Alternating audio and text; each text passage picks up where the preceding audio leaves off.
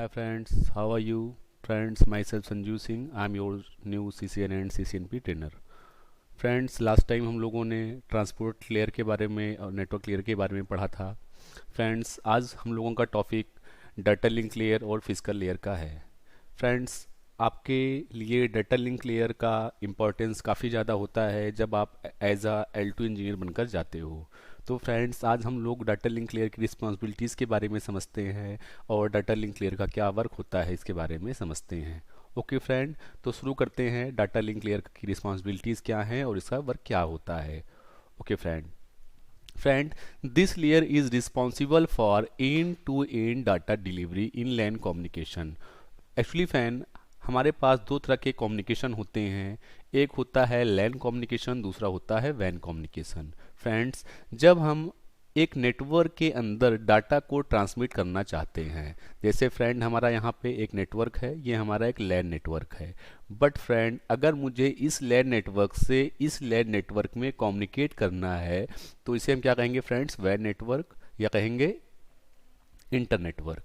So friend, जब हम data link layer की बात करते हैं तो डाटा लिंक लेयर में हमारे जो डिवाइसेस हैं वो with in a network data को क्या करते हैं? फॉरवर्ड करते हैं या शेयर करते हैं। सो फ्रेंड, अगर मेरे इस क्लाइंट के साथ कोई भी कम्युनिकेशन करना है तो वहाँ पर आपका यूज़ में कौन सा आएगा layer? L2 layer means data link layer. Friends, data link layer की रिस्पॉन्सिबिलिटीज़ के बारे में हमने समझा कि डाटा लिंक लेयर का काम क्या होता है। This layer is responsible for end to end data delivery in LAN communication. So friend, data link layer आपका, जब आप लैन में कम्युनिकेशन करते हो या लैन में आप अपने डाटा को ट्रांसमिट करते हो, उस वक्त आपकी जो लेयर रोल में आती है वो लेयर कौन सी होती है friends? L2 layer. So friend, L2 layer की और रिस्पॉन्सिबिलिटीज़ के बारे में समझते हैं। फ्रेंड, एक्चुअली L2 लेयर की और रिस्पॉन्सिबिलिटीज़ के बारे में जो और भी पॉइंट हैं उनको देखें तो L2 लेयर का पहला काम क्या हुआ, या डाटा लिंक लेयर का पहला काम क्या हुआ फ्रेंड्स? इसका पहला काम क्या हुआ? End to end data delivery. दूसरा काम इसका फ्रेंड्स होता है flow control. Friends, flow control का मतलब क्या होता है इसको हम आप समझते हैं। फ्रेंड्स, हमारे पास यहाँ पे एक क्लाइंट ये है, दूसरा क्लाइंट ये है। फ्रेंड्स, इस क्लाइंट्स की जो डाटा ट्रांसमिटिंग स्पीड है या जो डाटा सेंड करने की स्पीड है, अगर फ्रेंड्स वो स्पीड 100 Mbps की हो और ये जो क्लाइंट है इस क्लाइंट की स्पीड 10 Mbps की हो, मीन्स फ्रेंड इस क्लाइंट की स्पीड 100 Mbps है, इस क्लाइंट की स्पीड कितनी है? 10 Mbps। अगर फ्रेंड्स ये क्लाइंट 100 Mbps से डाटा को फॉरवर्ड करेगा इस क्लाइंट के पास, तो ये क्लाइंट की स्पीड कितनी है? 10 Mbps। तो ये अपनी बफर मेमोरी में 10 Mbps के डाटा को क्या कर सकता है? स्टोर कर सकता है। बाकी 90 Mbps के डाटा क्या हो जाएंगे? लॉस हो जाएंगे। सो फ्रेंड्स, L2 नेटवर्क में जब भी कोई भी क्लाइंट किसी भी सेंडर को डाटा सेंड करता है तो उस कंडीशन में वो फ्लो कंट्रोल कॉन्सेप्ट का यूज़ करता है कि सामने वाली जो डिवाइस है या सामने वाला जो क्लाइंट है उसकी जो स्पीड है वो कितनी है, वो आपस में नेगोशिएट करते हैं। तो फ्रेंड, अगर इसकी 100 Mbps स्पीड होगी, इसकी 10 Mbps स्पीड होगी और ये डाटा को फॉरवर्ड करेगा 100 Mbps से, तो ये क्लाइंट क्या करेगा? ये क्लाइंट 10 Mbps के अकॉर्डिंग डाटा को बफर मेमोरी में अपने स्टोर कर पाएगा। बाकी 90% डाटा आपका क्या होगा? लॉस होगा। इसलिए फ्रेंड, हम लोग यहाँ पर यूज़ करते हैं फ्लो कंट्रोल का कॉन्सेप्ट। फ्रेंड, फ्लो कंट्रोल का कॉन्सेप्ट यूज़ करने के बाद यहाँ पर एक कॉन्सेप्ट आता है डाटा इंटीग्रिटी, या हम कह सकते हैं एरर डिटेक्शन। एरर डिटेक्शन का मतलब क्या होता है फ्रेंड, इसको पहले समझ लेते हैं। जब भी कोई भी डिवाइस किसी भी डाटा को सेंड करती है या फॉरवर्ड करती है, सपोज फ्रेंड इस डिवाइस को कोई सा भी डाटा इस क्लाइंट को क्या करना है? फॉरवर्ड करना है। तो ये डिवाइस जब उस डाटा को रिसीव करेगी तो उस डाटा को चेक करेगी कि ये जो डाटा है ये मेरा करप्टेड तो नहीं है या इस डाटा में कोई प्रॉब्लम तो नहीं है। इसके लिए फ्रेंड्स यहाँ पर एरर डिटेक्शन का कॉन्सेप्ट यूज़ किया जाता है। एरर डिटेक्शन के कॉन्सेप्ट के लिए यहाँ पर फ्रेंड्स यूज़ करते हैं FRC, frequency redundancy checker. FRC का मतलब क्या होता है friends? Frequency redundancy checker. Friends, actually क्या होता है? FRC एक एल्गोरिथम होती है। इस एल्गोरिथम को रन करके यहाँ पर जब भी कोई भी क्लाइंट जब भी कोई भी क्लाइंट किसी भी डाटा को ट्रांसमिट करता है तो वो क्लाइंट क्या करता है, उस डाटा के ऊपर एक एफआरसी एल्गोरिथम रन करता है जिससे वो एक सीआरसी वैल्यू जनरेट करता है। सीआरसी का मतलब होता है friends cyclic redundancy checker. CRC का फ्रेंड मतलब क्या होता है, साइक्लिक रिडंडेंसी चेकर। जब भी कोई क्लाइंट कोई भी डाटा फॉरवर्ड करता है तो उस डाटा के साथ वो एक सीआरसी वैल्यू को ऐड कर कर भेजता है। फ्रेंड्स, इस सीआरसी वैल्यू का काम उस डाटा में जो भी डाटा इस क्लाइंट ने इस क्लाइंट को भेजा है, इस डाटा को चेक करना होता है कि ये जो डाटा इस क्लाइंट को रिसीव हुआ है वो डाटा प्रॉपर तरीके से रिसीव हुआ है या नहीं, मीन्स उसमें कोई एरर तो नहीं है। तो उसके लिए फ्रेंड ये क्या करेगा, इस क्लाइंट ने एक डाटा यहाँ पे क्रिएट किया। इस क्लाइंट ने यहाँ से एक डाटा क्या किया फ्रेंड्स, क्रिएट किया। सपोज दैट इसने एक डाटा क्रिएट किया, उसमें लिखा hi how are you, how are you. ये डाटा फ्रेंड्स इसने क्रिएट किया। अब इस डाटा को क्रिएट करने के बाद डाटा लिंक लेयर यहाँ पर एक एफआरसी एल्गोरिथम रन करेगा। एफआरसी का फ्रेंड्स मतलब frequency redundancy checker. FRC algorithm run करेगा जिससे ये एक सीआरसी वैल्यू जनरेट करेगा। सीआरसी मतलब साइक्लिक रिडंडेंसी चेकर। अब यहाँ पर फ्रेंड इस डाटा के ऊपर ये एफआरसी को जब ये एल्गोरिथम को रन करेगा तो क्या करेगा, एक सीआरसी वैल्यू जनरेट करेगा और इस डाटा के साथ ये इस सीआरसी वैल्यू को फ्रेंड क्या करेगा, ऐड कर देगा। अब सपोज दैट इसने इसके ऊपर एफआरसी रन किया। एफआरसी रन करने के बाद इसने एक सीआरसी वैल्यू जनरेट की और वो सीआरसी वैल्यू आपकी कितनी है, 1 2 3। अब फ्रेंड जब ये क्लाइंट इस डाटा को यहाँ से इस सेंडर के पास सेंड करेगा तो यहाँ पर जब ये आपका रिसीवर इस डाटा को रिसीव करेगा तो यहाँ पर इस डाटा को रिसीव करने के बाद ये डाटा को एक्सेप्ट नहीं करेगा। इसके बाद ये इस वैल्यू पर जो आपने जो डाटा यहाँ पे सेंड किया है ये अगेन इस डाटा के ऊपर एक सीआरसी क्या करेगा, रन करेगा। और जब ये सीआरसी रन करेगा तो उसकी जो सीआरसी वैल्यू होगी उस वैल्यू को ये जो डाटा आ रहा है इसके साथ जो सीआरसी वैल्यू है उन दोनों सीआरसी वैल्यू को क्या करेगा, कंपेयर करेगा। अगर ये सीआरसी वैल्यू सेम होंगी तब तो वो डाटा को एक्सेप्ट करेगा, नहीं तो कहेगा ये डाटा हमारा क्या है, करप्टेड है, वो उसको डिस्कार्ड कर देगा। तो फ्रेंड यहाँ पर एरर डिटेक्शन के कॉन्सेप्ट के लिए मीन्स एरर में कोई प्रॉब्लम है, डाटा में कोई प्रॉब्लम है या डाटा मेरा सही है, इस चीज़ को चेक करने के लिए आपका जो डाटा होगा उस डाटा के साथ कोई भी क्लाइंट एक सीआरसी वैल्यू को ऐड कर कर भेजता है। ओके फ्रेंड नेक्स्ट पॉइंट की हम बात करते हैं तो ये एरर करेक्शन का भी काम करता है। एरर करेक्शन का मतलब फ्रेंड एक्चुअली फ्रेंड जब ये डिवाइस कोई भी डाटा सेंड करता है तो डाटा को सेंड करते वक्त अगर डाटा में कोई प्रॉब्लम आ गई, फ्रेंड्स अगर डाटा को सेंड करते वक्त डाटा में कोई प्रॉब्लम आ गई तो ये डाटा को डिस्कार्ड कर देगा और डिस्कार्ड करके फिर से ये एक रिक्वेस्ट करेगा कि आप इस डाटा को फिर से क्या करो, फॉरवर्ड करो। तो फ्रेंड इसका मतलब क्या होता है कि ये एरर डिटेक्शन का भी काम करता है और एरर करेक्शन का भी काम करता है। Error correction.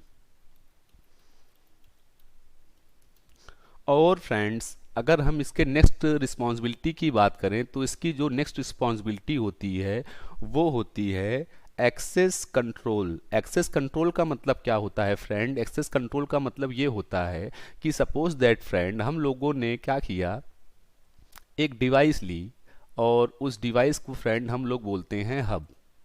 अब फ्रेंड हम लोगों ने एक डिवाइस यूज़ किया और उस डिवाइस को हमको क्या बोलते हैं फ्रेंड्स, हब। अब हम लोगों ने एक नेटवर्क बनाया with the help of hub. तो फ्रेंड यहाँ पे क्या होगा, अगर आपने यहाँ पे हब का यूज़ किया और हब के को यूज़ करके आपने यहाँ पर क्या किया, कुछ क्लाइंट्स को कनेक्ट किए। अब ये क्लाइंट फ्रेंड जब हब से कनेक्ट होंगे तो फ्रेंड आपको पता है कि हब का एक सिंगल ब्रॉडकास्ट डोमेन होता है। फ्रेंड सिंगल ब्रॉडकास्ट डोमेन होने का मतलब क्या कि यहाँ पर सारे के सारे डिवाइसेस जो होंगे इन सारे के सारे डिवाइसेस में एक टाइम पे एक डिवाइस ही डाटा को सेंड कर सकता है। तो फ्रेंड यहाँ पर अगर एक टाइम पर दो डिवाइस डाटा को सेंड कर देंगे तो यहाँ पे क्या होगा, कोलिजन होगा। फ्रेंड इसके पीछे का रीज़न क्या है, आप इसको पहले रीज़न को समझ लीजिए।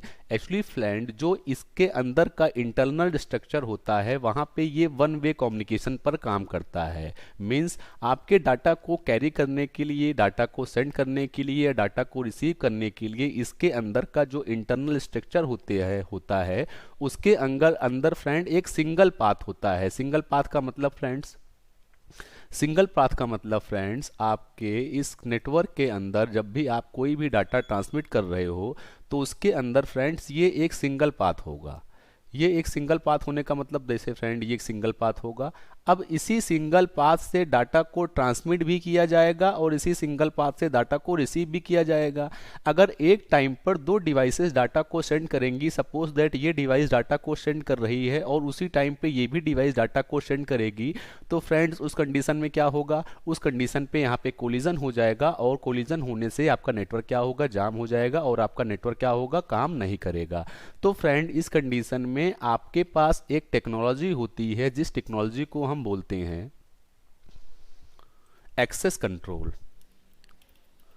एक्सेस कंट्रोल का मतलब क्या होता है फ्रेंड, जब भी कोई भी डिवाइस वन वे कम्युनिकेशन पर काम करती है तो वो डिवाइस एक सिग्नल का यूज करती है जिस सिग्नल को हम बोलते हैं CSMACD। CSMACD फ्रेंड, CSMACD का मतलब होता है carrier sense multiple access collision detection. Friend फिर से सुनिए, carrier sense multiple access collision detection. Actually friends यहाँ पे जब भी कोई भी डिवाइस डाटा को सेंड करेगी तो डाटा को सेंड करने से पहले वो एक्सेस कंट्रोल सिग्नल का यूज़ करेगी।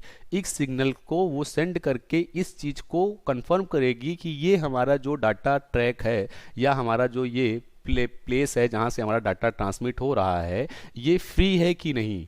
अगर ये फ्री होगा फ्रेंड्स, उसी कंडीशन में ये डिवाइस अपने डाटा को फॉरवर्ड करेगी, अदरवाइज ये डाटा को स्टॉप कर कर रखेगी। सो फ्रेंड्स यहाँ पर कोलिजन को अवॉइड करने के लिए हम लोग यूज़ करते हैं एक्सेस कंट्रोल का, और एक्सेस कंट्रोल में फ्रेंड्स हम लोग यूज़ करते हैं CSMACD सिग्नल का। फ्रेंड्स नेक्स्ट पॉइंट की बात करते हैं तो इसका काम होता है, नेक्स्ट रिस्पॉन्सिबिलिटी इसकी होती है assigning physical address. Assigning physical address, physical address.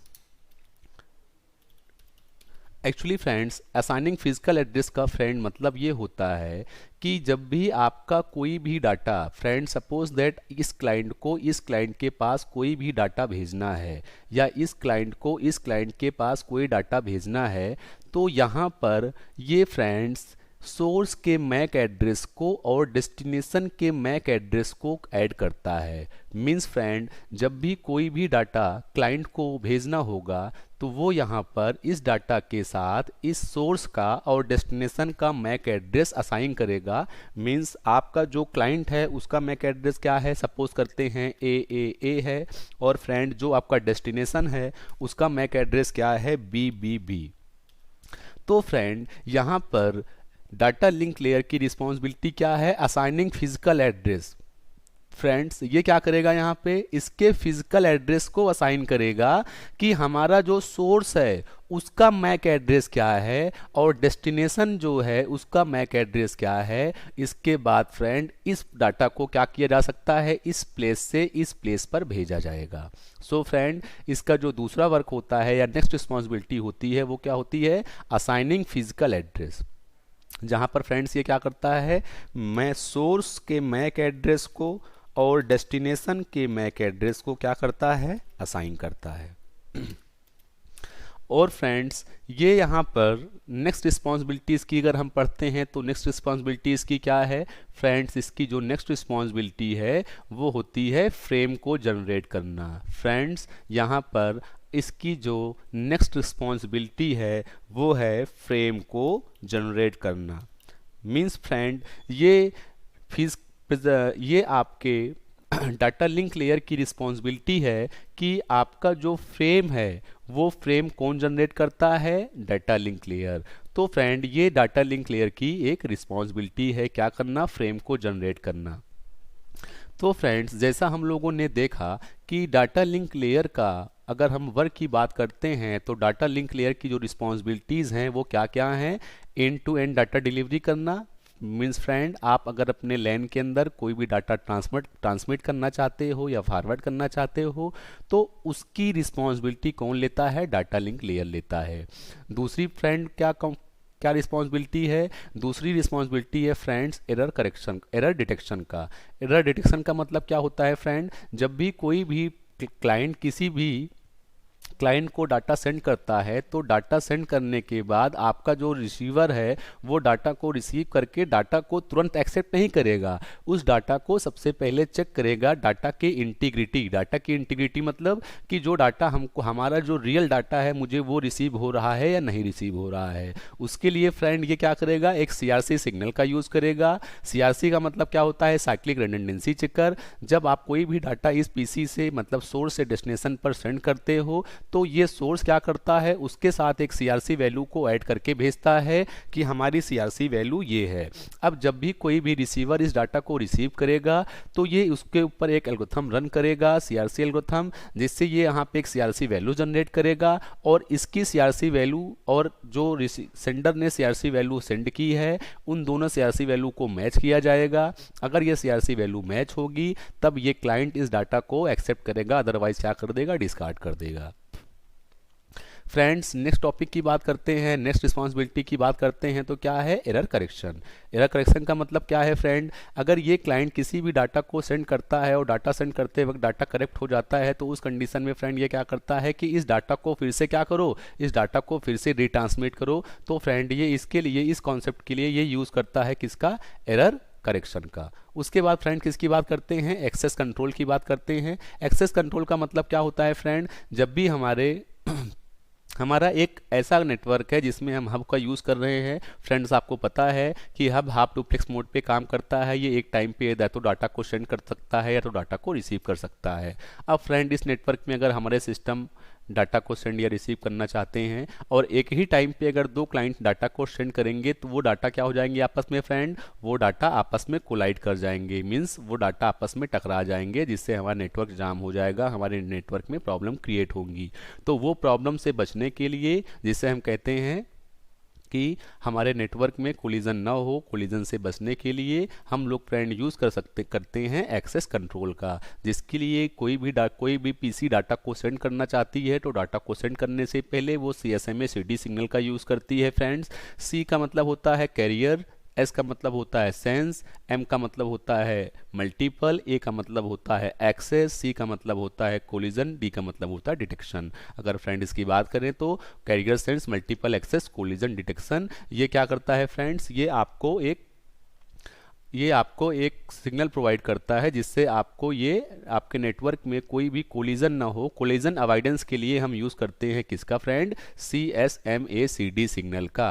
Friends, ये आपके लिए बहुत इंपॉर्टेंट पॉइंट है कि आपसे इंटरव्यू में भी पूछा जाता है कि आपका जो L2 नेटवर्क है, L2 नेटवर्क में ये कौन से सिग्नल का यूज़ करता है या कौन से कॉन्सेप्ट का यूज़ करता है कोलिजन अवॉइड करने के लिए। तो सिंपली फ्रेंड आपको बताना है कि कोलिजन अवॉइडेंस के लिए लेयर 2 नेटवर्क यूज़ करता है एक्सेस कंट्रोल का, जिसमें ये CSMA CD सिग्नल का यूज़ करता है। कोई भी डिवाइस किसी भी डाटा को सेंड करने से पहले एक CSMA CD सिग्नल ट्रांसमिट करता है, जिससे उस डिवाइस को ये पता चलता है कि हमारे नेटवर्क में कोई डाटा फॉरवर्ड हो रहा है या नहीं। अगर कोई डाटा फॉरवर्ड हो रहा होगा उस समय वो डिवाइस डाटा को ट्रांसमिट नहीं करेगी। डाटा के जब हमारा चैनल फ्री होगा डिवाइस उसी समय डाटा को सेंड करेगी। इस कॉन्सेप्ट को यूज़ किस लिए किया जाता है? इस कॉन्सेप्ट को यूज़ कोलिजन अवॉइडेंस के लिए किया जाता है। फ्रेंड्स, नेक्स्ट पॉइंट की हम बात करते हैं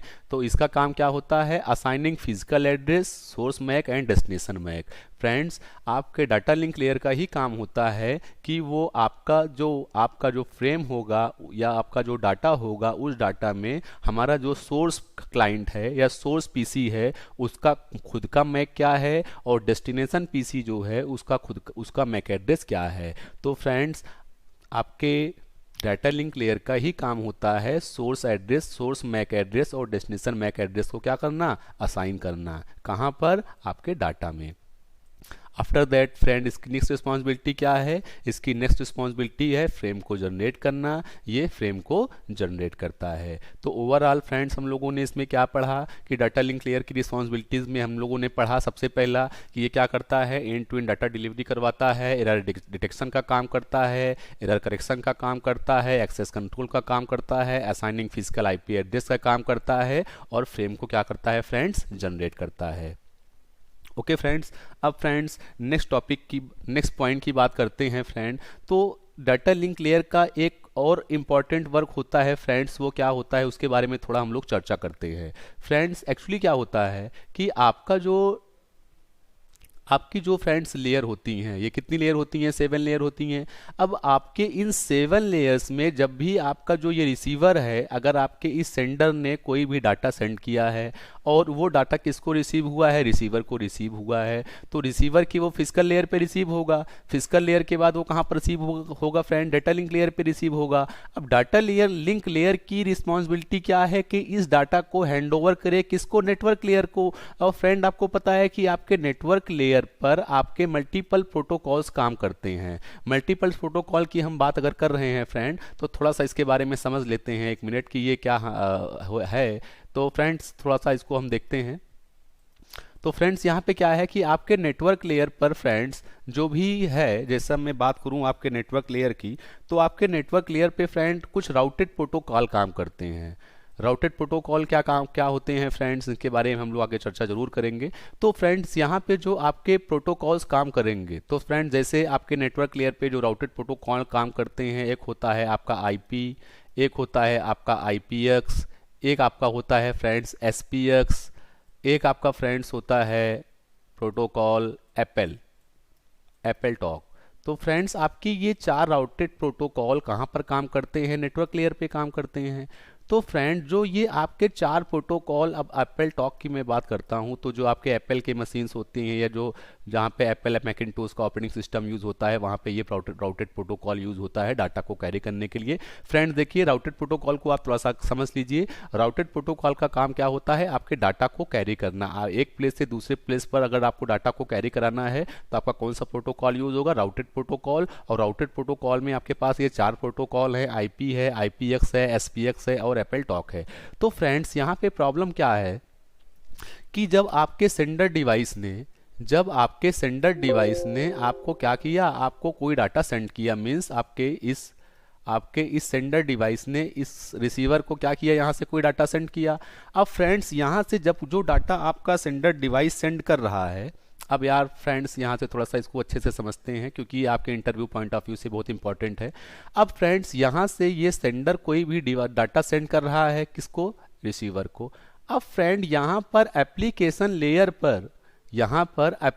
लेयर पर कौन सा राउटेड प्रोटोकॉल यूज हो रहा है, आईपी यूज हो रहा है, आईपीएक्स यूज हो रहा है, एसपीएक्स यूज हो रहा है या एप्पल का यूज हो रहा है, कौन सा राउटेड प्रोटोकॉल यूज हो रहा है, इस चीज को डिफाइन कैसे किया जाएगा कि ये जो इंफॉर्मेशन या जो भी डाटा यहाँ से कैरी हो रहा है और यहाँ पे ट्रांसपोर्ट लेयर को देना है, तो ये नेटवर्क लेयर को देना है, तो यहाँ पे डाटा लिंक लेयर को ये कैसे पता लगेगा कि ये डाटा कौन से राउटेड प्रोटोकॉल को हैंड ओवर करना है, आईपीएक्स को करना है, एसपीएक्स को करना है, आईपी को करना है, एप्पल को करना है।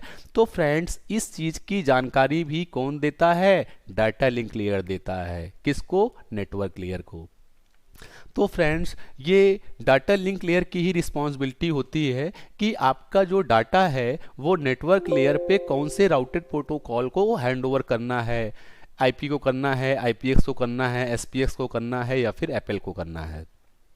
फ्रेंड्स अगर बात करें इसकी थोड़ा सा और डीपली हम लोग बात करें तो फ्रेंड्स एक्चुअली क्या होता है, आपका जो डाटा लिंक लेयर होता है, डाटा लिंक लेयर पे आपके पास 2 सब लेयर होती हैं। एक्चुअली फ्रेंड जो आपका डाटा लिंक लेयर होता है, data link layer actually friends 2 sub layer से मिलके बना होता है। एक तो लेयर होती है फ्रेंड्स आपकी कौन सी, एलएलसी लेयर, और दूसरी कौन सी होती है, मैक लेयर। फ्रेंड्स एक आपकी होती है एलएलसी लेयर और दूसरी कौन सी होती है, मैक लेयर। फ्रेंड एलएलसी का मतलब होता है लॉजिकल लिंक कंट्रोल और मैक का मतलब होता है media access control. Actually friend ये आपके अपर लेयर पर कौन से राउटेड प्रोटोकॉल को ये डाटा हैंडओवर करना है। मींस यहाँ से जब भी कोई डाटा आएगा तो उस डाटा को रिसीवर पर नेटवर्क लेयर पर कौन से राउटेड प्रोटोकॉल को हैंडओवर करना है, इस चीज़ की जानकारी आपके एलएलसी लेयर के पास ही होती है। एलएलसी लेयर ही आपको ये आपके नेटवर्क लेयर को ये बताता है कि इस डाटा को कौन से राउटेड प्रोटोकॉल को नेटवर्क लेयर पर हैंडओवर करना है। आईपी को करना है, आईपीएक्स को करना है, या फिर एसपीएक्स को करना है, या फिर एपल टॉक को करना है। सो फ्रेंड, एलएलसी लेयर आपके लिए बहुत इंपॉर्टेंट लेयर है, या आपके लिए ये जानना बहुत ज़रूरी है कि आपके डाटा लिंक लेयर पर दो सब लेयर होती हैं, एलएलसी लेयर और मैक लेयर। जैसा फ्रेंड्स हम लोगों ने यहाँ पर पढ़ा कि डाटा लिंक लेयर की कई रिस्पॉन्सिबिलिटी होती है, end to end data delivery होती है, एरर डिटेक्शन का काम करता है, एरर करेक्शन का काम करता है, एक्सेस कंट्रोल का काम करता है, assigning physical IP assigning physical address provide करता है, source MAC address, destination MAC address, और ये फ्रेम को जनरेट करता है। और साथ ही साथ फ्रेंड्स यहाँ पे हम लोगों ने जो अभी देखा, ये क्या देखा कि इसकी रिस्पॉन्सिबिलिटी होती है कि नेटवर्क लेयर पर कौन से राउटेड प्रोटोकॉल को ये डाटा क्या करना है, हैंडओवर करना है। तो फ्रेंड्स, ये जो आपने फंक्शन देखा, इसमें से कुछ फंक्शन काम करते हैं कहाँ पे, डाटा लिंक लेयर पे, और कुछ फंक्शन कहाँ पर काम करते हैं आपके, कुछ फंक्शन आपके काम करते हैं एलएलसी लेयर पे, और कुछ फंक्शन आपके काम करते हैं मैक लेयर पे। तो फ्रेंड, ये राउटेड प्रोटोकॉल की इंफॉर्मेशन मीन्स नेटवर्क लेयर पर कौन से प्रोटोकॉल का यूज़ किया जा रहा है, कौन से राउटेड प्रोटोकॉल का यूज़ किया जा रहा है डाटा को हैंडओवर करने के लिए, ये कौन बताता है फ्रेंड, एलएलसी लेयर बताता है। सो फ्रेंड, आपका ये पॉइंट काफ़ी मैंने आपको एक्सप्लेन किया कि आपको क्या ज़रूरत है आपके नेटवर्क में डाटा लिंक लेयर की। तो फ्रेंड्स, ये सारे के सारे पॉइंट जो मैंने लिखे हुए हैं, ये सारे के सारे पॉइंट आपके लिए इंपॉर्टेंट हैं। कभी भी आप इंटरव्यू देने जाओगे तो वो इंटरव्यूअर आपसे इसमें से कोई सा भी क्वेश्चन डाटा लिंक लेयर पर पूछ सकता है। फ्रेंड्स, काफ़ी मैंने वीडियोस देखी हैं, उसमें इन चीज़ों के बारे में बहुत ज़्यादा जिक्र नहीं किया गया है, बहुत ज़्यादा इसके बारे में चर्चा नहीं की गई है। तो आप लोग इन पॉइंट्स को अच्छे से पढ़ना, क्योंकि ये इंटरव्यू पॉइंट से काफ़ी इंपॉर्टेंट होते हैं। तो अगर मैं यहाँ पे end to end data delivery, तो फ्रेंड यहाँ पे ये सारी चीज़ें आपके लिए बहुत ही इंपॉर्टेंट हैं कि इन टू इन डाटा डिलीवरी का मतलब क्या होता है, एरर करेक्शन का काम क्या होता है, एरर डिटेक्शन का काम क्या होता है, एरर डिटेक्ट करने के लिए कौन से मैकेनिज्म का यूज़ करता है, एक्सेस कंट्रोल क्या है, एक्सेस कंट्रोल करने के लिए कौन से मैकेनिज्म का यूज़ करता है, असाइनिंग फिजिकल एड्रेस क्या है, इसमें ये क्या करता है, सोर्स और डेस्टिनेशन मैक को ऐड करता है, फ्रेम जनरेट करता है, राउटेड प्रोटोकॉल अपर लेयर पर कौन से राउटेड प्रोटोकॉल को इस डाटा को शेयर करना है। तो फ्रेंड, ये सारे की सारी रिस्पॉन्सिबिलिटीज़ किसकी हैं, डाटा लिंक लेयर की हैं। आप इसको अच्छे से पढ़िएगा जिससे आपके इंटरव्यू में आपको कोई प्रॉब्लम ना हो। ओके फ्रेंड, और आपको ये भी बताना है कि आपका जो डाटा लिंक लेयर होता है, इस पे आपके दो सब लेयर होती हैं, एलएलसी लेयर और मैक लेयर। एलएलसी लेयर का काम आपके नेटवर्क लेयर पर कौन से प्रोटोकॉल को डाटा को हैंडओवर करना है, एलएलसी लेयर का काम ये होता है। एलएलसी लेयर का काम एरर करेक्शन का है, एरर डिटेक्शन का है। ये सारा का सारा काम फ्रेंड्स कौन करता है, ये सारा का सारा काम आपका एलएलसी लेयर करता है। और डाटा आपका जो मैक लेयर होगी वो क्या करेगी, मैक लेयर का काम आपका एक्सेस कंट्रोल का होता है, असाइनिंग फिजिकल आईपी एड्रेस का होता है, और फ्रेम जनरेटिंग का होता है। तो फ्रेंड्स, ये सारा का सारा काम किसका होता है, ये सारा का सारा काम आपके मैक लेयर का होता है। और ये सारे के सारे काम किसके होते हैं, ये काम होते हैं आपके एलएलसी लेयर के। ओके फ्रेंड्स, तो फ्रेंड्स हम न्यू टॉपिक के बारे में बात करते हैं। तो फ्रेंड, न्यू टॉपिक हमारा क्या है, न्यू टॉपिक हमारा है physical layer. Friends, physical layer आपके लिए बहुत ही इंपॉर्टेंट लेयर है, क्योंकि आपका जो भी डाटा होगा आपके फिजिकल लेयर से ही ट्रांसमिट होगा, या फिजिकल लेयर ही उस डाटा को कैरी करेगा। फ्रेंड्स, एक्चुअली क्या करता है फ्रेंड, फिजिकल लेयर की रिस्पॉन्सिबिलिटी के बारे में समझते हैं। तो फ्रेंड्स, फिजिकल लेयर क्या करता है, this layer is responsible for converting frame into bits and bits into frame. Actually friends, जब भी आपका कोई भी डाटा जब भी आपका कोई भी डाटा एक प्लेस से दूसरे प्लेस पर मूव होता है तो फ्रेंड्स वो डाटा या तो आपका किसमें जाता है, या तो फ्रेंड्स वो आपका जाता है डाटा इलेक्ट्रिकल सिग्नल में।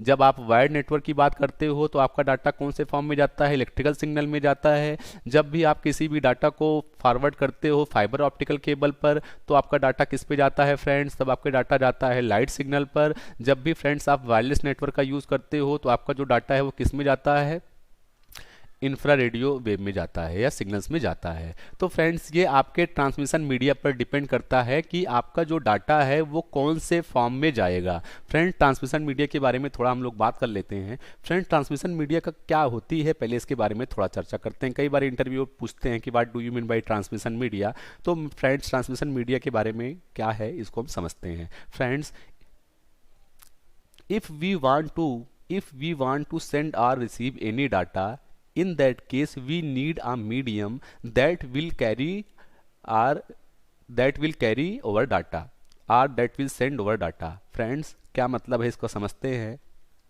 कि फ्रेंड्स अगर मुझे नेटवर्क में कोई डाटा सेंड करना है या नेटवर्क में कोई डाटा रिसीव करना है तो उस डाटा को सेंड या रिसीव करने के लिए हमारे पास एक मीडियम होना चाहिए जो मीडियम आपके डाटा को कैरी कर सके।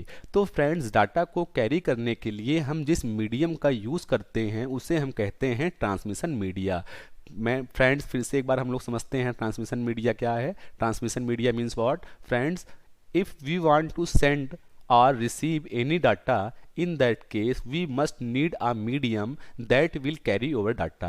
अगर हम फ्रेंड किसी भी डाटा को सेंड या रिसीव करना चाहते हैं तो उस कंडीशन में हमारे पास एक मीडिया होनी चाहिए और वो मीडिया हमारे डाटा को कैरी करेगी। तो फ्रेंड जिस मीडिया का यूज़ हम डाटा को सेंड या रिसीव करने के लिए करते हैं उस मीडियम को क्या कहते हैं मैन, उस मीडिया को कहते हैं ट्रांसमिशन मीडिया। Okay friends. अब फ्रेंड्स ट्रांसमिशन मीडिया आपके पास डिफरेंट होती है। जैसे अगर हम बात करते हैं जब नेटवर्क की स्टार्टिंग हुई थी उस वक्त जो आपके पास ट्रांसमिशन मीडिया यूज़ होती थी वो होती थी कोएक्सल केबल। कौन सी फ्रेंड होती थी, कोएक्सल केबल। कोएक्सल केबल के बाद फ्रेंड हमारे नेटवर्क में जो ट्रांसमिशन मीडिया यूज़ होने लगी वो होने लगी यूटीपी। फ्रेंड्स कौन सी, यूटीपी। यूटीपी का मतलब होता है अनसील्डेड ट्विस्टेड पेयर केबल। फिर से फ्रेंड्स सुनिएगा, यूटीपी। यूटीपी का मतलब unshielded twisted pair cable. Friends fibre optical cable में एक कॉपर की वायर होती है और अगर हम बात करते हैं फ्रेंड यूटीपी में तो यूटीपी पे फ्रेंड्स 4 पेयर होती हैं। फ्रेंड्स 4 पेयर होती हैं मीन्स 8 वायर होती हैं आपके उस केबल में। यूटीपी के बाद फ्रेंड्स आपके पास जो दूसरी केबल है वो है एसटीपी। एसटीपी का मतलब फ्रेंड क्या होता है, shielded twisted pair cable. Shielded twisted pair cable ये फ्रेंड यूटीपी का अपग्रेड वर्जन है STP, shielded twisted pair cable. Friend इसमें भी आपकी 4 पेयर होती हैं और 4 पेयर में 8 वायरें होती हैं। उसके बाद फ्रेंड्स हमारी टेक्नोलॉजी चेंज हुई और टेक्नोलॉजी में फिर से यूज होने लगा फाइबर ऑप्टिकल केबल। फ्रेंड्स आपको पता है कि जब आप केबल्स का यूज़ करते हो तो केबल्स में जो आपका जो डाटा मूव होता है वो इलेक्ट्रिकल सिग्नल्स के फॉर्म में मूव होता है। लेकिन फ्रेंड्स जब हम फाइबर ऑप्टिकल केबल की बात करते हैं तो फाइबर ऑप्टिकल केबल में आपका जो डाटा मूव होता है वो लाइट के फॉर्म में मूव होता है। मीन्स जो भी डाटा आप कैरी करते हो या भी जो भी डाटा फॉरवर्ड करते हो वो सारा का सारा डाटा कौन से फॉर्म में होता है फ्रेंड्स, लाइट के फॉर्म में। इसीलिए फ्रेंड्स हमारी आज के टेक्नोलॉजी में हमको स्पीड जो हायर स्पीड मिलती है वो क्यों मिलती है, क्योंकि आज मैक्सिमम टेक्नोलॉजीज में हम फाइबर ऑप्टिकल केबल का यूज़ करते हैं। उसके बाद फ्रेंड अगर हम बात करते हैं वायरलेस की तो फ्रेंड वायरलेस नेटवर्क के अंदर जो हमारा डाटा होता है वो इंफ्रारेड सिग्नल्स के रूप में क्या होता है, मूव होता है। और यहाँ पर फ्रेंड्स जो सिग्नल्स मूव होते हैं वो कहाँ पे होते हैं, एयर में होते हैं। तो फ्रेंड्स अगर मैं वायर्ड नेटवर्क की बात करूँ तो वायर्ड नेटवर्क के अंदर जो हमारा मीडिया है जो हमारे डाटा को कैरी करेगा वो कौन करेगा, हमारे डाटा को कैरी करने के लिए हम ट्रांसमिशन मीडिया के रूप में वायर्ड का यूज़ करते हैं। और अगर हम बात करते हैं फ्रेंड वायरलेस की तो फ्रेंड वायरलेस में हमारा जो ट्रांसमिशन मीडिया होता है या जो मीडियम हमारे डाटा को कैरी करता है वो कौन होता है फ्रेंड, एयर होती है। तो फ्रेंड्स फिजिकल लेयर की अगर हम बात करते हैं तो फिजिकल लेयर की रिस्पॉन्सिबिलिटी क्या होती है फ्रेंड, फिजिकल लेयर को जब कोई भी फ्रेम रिसीव होगा तो फिजिकल लेयर क्या करेगी, इस फ्रेम को बिट्स में कन्वर्ट कर देगी, बिट्स में कन्वर्ट कर देगी, बिट्स में कन्वर्ट करके उसको इलेक्ट्रिकल सिग्नल्स के फॉर्म में या फिर लाइट सिग्नल के फॉर्म में या फिर एयर या फिर इंफ्रारेड सिग्नल के फॉर्म में ट्रांसमिट करेगी। वो फ्रेंड डिपेंड करेगा कि आप कौन से तरह का ट्रांसमिशन मीडिया यूज़ कर रहे हो। तो फ्रेंड इस तरह से हम लोगों का फिजिकल लेयर काम करता है। फिजिकल लेयर आपका क्या करेगा, जैसे आपका कोई भी डाटा आपको सेंड करना है और उस डाटा में आपका 1 आपको सेंड करना है, तो 1 को क्या करेगा फ्रेंड्स, बाइनरी में ब्रेक करेगा, 2 को बाइनरी में ब्रेक करेगा, 3 को ब्रेक करेगा, 4 को ब्रेक करेगा। अब उसको बाइनरी में ब्रेक करने के बाद ये इलेक्ट्रिकल सिग्नल में या फिर लाइट सिग्नल में या फिर रेडियो सिग्नल में क्या करेगा फ्रेंड, कन्वर्ट करेगा और आगे इसको फॉरवर्ड कर देगा। तो फ्रेंड ये आपके फिजिकल लेयर का काम है। अगर फ्रेंड मैं फिजिकल लेयर पे काम करने के लिए कहूँ कि फिजिकल लेयर पे कौन सी डिवाइस काम करती है, तो फ्रेंड जैसे भी मैंने हब की बात की थी, हब फिजिकल लेयर पे काम करता है, आपकी केबल्स फिजिकल लेयर पे काम करती हैं, कनेक्टर्स फिजिकल लेयर पे काम करते हैं। तो फ्रेंड्स आपकी जो डिवाइसेस हैं या कंपोनेंट हैं, जैसे हब है, ये आपकी डिवाइस है, ये फिजिकल लेयर पे काम करती है। फ्रेंड एक मैं न्यू सेपरेट वीडियो बनाऊंगा जिसमें मैं आपको हब और स्विच के बारे में बताऊंगा कि हब और स्विच क्या है, और उसमें मैं सारी चीज़ों को एक्सप्लेन करूंगा। सो फ्रेंड आज का हमारा जो टॉपिक था जिसमें हम लोगों ने आज डाटा लिंक लेयर के बारे में और फिजिकल लेयर के बारे में पढ़ा। अब फ्रेंड जो मैं नेक्स्ट टॉपिक बनाऊंगा वो बनाऊंगा टीसीपी और यूडीपी पर, जो कि फ्रेंड आपके लिए बहुत इंपॉर्टेंट है, क्योंकि जब भी आप इंटरव्यू के लिए जाते हो तो आपसे वो मैक्सिमम क्वेश्चन टीसीपी और यूडीपी से पूछता है। जो कि टीसीपी और यूडीपी क्या है फ्रेंड्स, टीसीपी और यूडीपी भी आपके प्रोटोकॉल हैं। ये क्या करते हैं, ये डाटा को कैरी करते हैं। तो फ्रेंड टीसीपी और यूडीपी आपके बहुत इंपॉर्टेंट प्रोटोकॉल हैं। और टीसीपी यूडीपी कौन से लेयर पे काम करता है फ्रेंड, टीसीपी और यूडीपी ट्रांसपोर्ट लेयर पर काम करता है। तो नेक्स्ट वीडियो मैं बनाऊंगा टीसीपी और यूडीपी की, जिसमें फ्रेंड्स मैं आपको काफ़ी इंटरव्यूज के क्वेश्चन भी बताऊंगा ओएसआई मॉडल के, और टीसीपी और यूडीपी के सारे पॉइंट्स बताऊंगा। Okay thanks, okay friends, thanks, bye.